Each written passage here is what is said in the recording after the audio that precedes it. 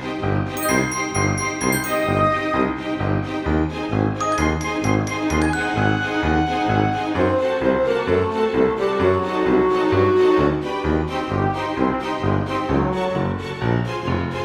and welcome to day 9 of the 13 Days of Halloween series. Robyn Pitts, who is Sir Chauncey Rocco Creative Designs, and myself are participating with our host, Rosa Kelly of Rosa Kelly Scrapbooking. To be entered into our giveaways, you must subscribe and leave a comment daily on each of our videos. And I will leave all of that information in the description box below.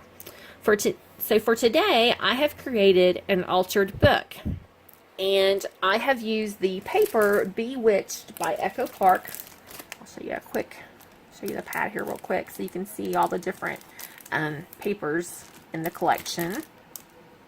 And those as well. So I took a cut apart and I chose the one that says Happy Haunting and To All a Good Fright.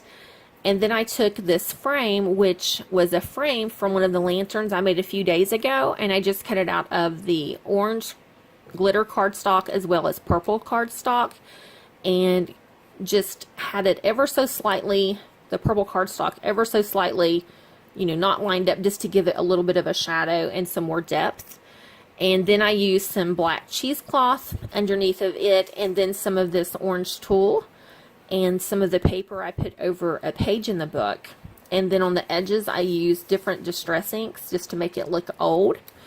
And I also used some snippets of lace and paper and some die cuts and some cut aparts from the paper that I put along the edges on both sides of the book, as you can see.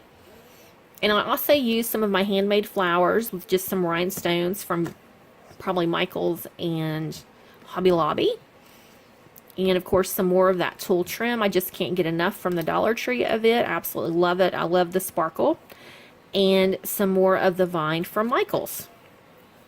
And to create this project, I just tore out some pages of the book and then put glue between the pages and kind of pushed it in so it would have that curved effect. And if you look closely, you can see right here I've torn out some of the pages.